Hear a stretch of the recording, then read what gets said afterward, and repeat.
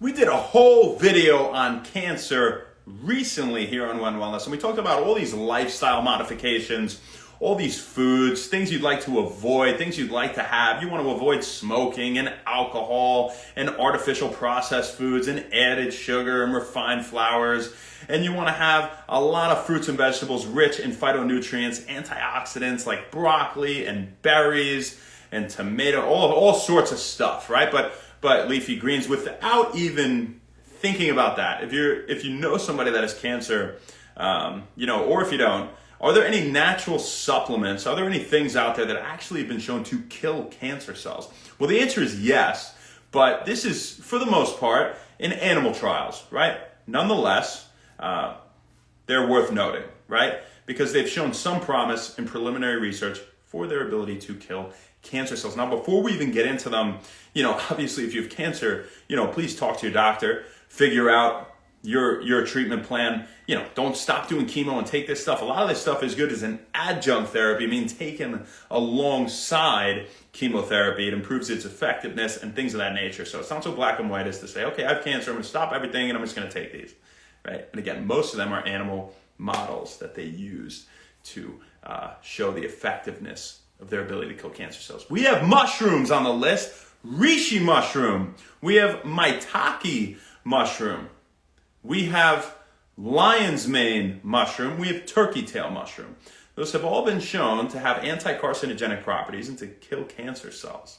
Right? So pretty powerful stuff are mushrooms. There are a bunch of other mushrooms out there too. These are just some that I did some research on recently, and they had some pretty well-backed evidence here. At least again for doing so in animal models. So it's worth talking to your doctor about them, right? Doing some research yourself.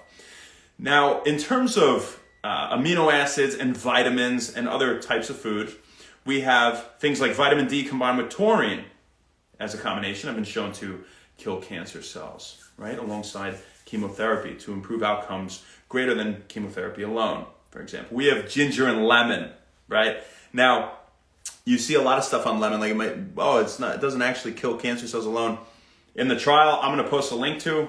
It did alongside, ginger, right, which has potent anti-inflammatory properties, and these things are great for you regardless, right? So there's some things that we would like to probably take anyway, at least most of us, even if we don't have cancer. Okay. Now we can't forget about curcumin and garlic. So instead of naming all the dosages here, I'm going to post a link to all the articles in the description of the video, and we're gonna put all the combinations and the dosages, right? So it's important to read that, because if you don't, even if you don't look at the article, definitely look at the dosages I put up. I put it for almost all of them, I think, what they use in the article. I extrapolated from that to save you some time, right?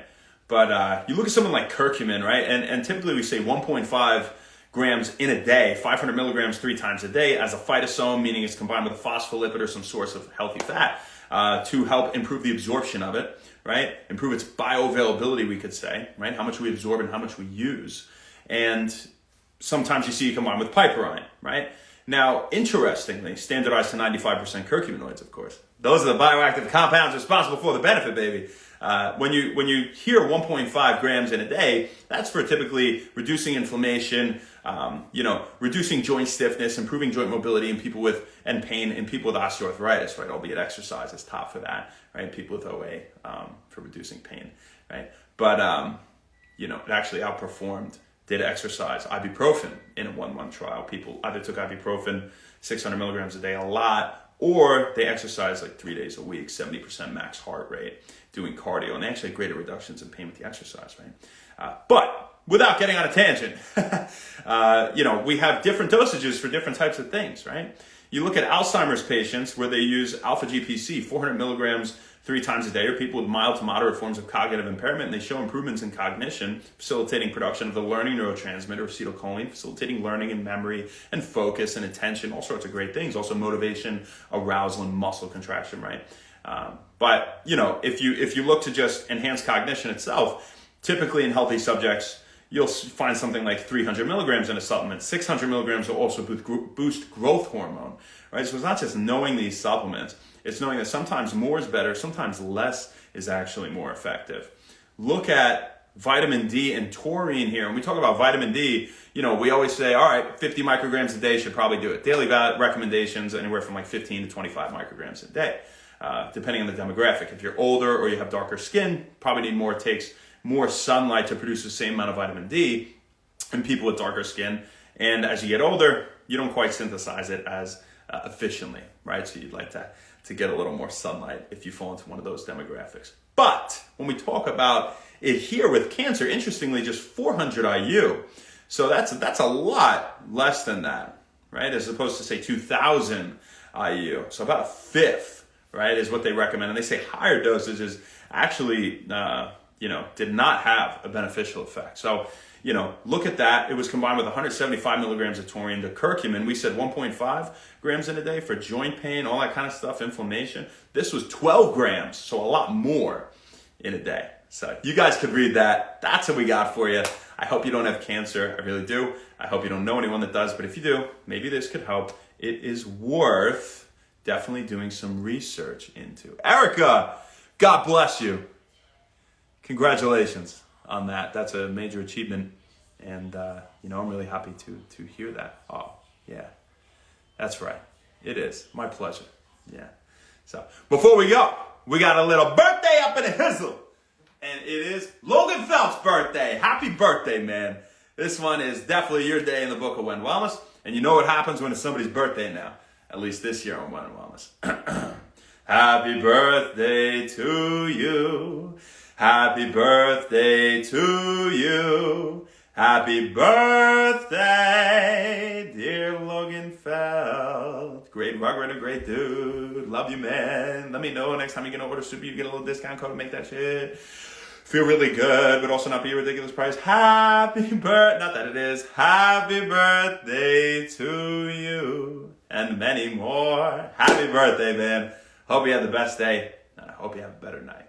Have a great year this year. Do, more for yourself than you thought you ever could. And, maybe embark on some exciting new venture with Meg. What's up, girl? How you doing? Hope you're having a great day too. And, congrats on the family and everything, right? So let's see what we got on here. Say what's up. We're going to go. Ma, how you doing? Love you. Thank you. Joel, Luciano Bros, OG's up in the hizzle McDizzle. Erica, leave time alone. D Cordova, J Partal, J. James, what's up? Ash, how you doing, girl? What's going on? Nice to see you on here. Erica, KJ, Master Day. He's the beast from the east. How you doing? What's up, brother? Supernova, successful person, good for you.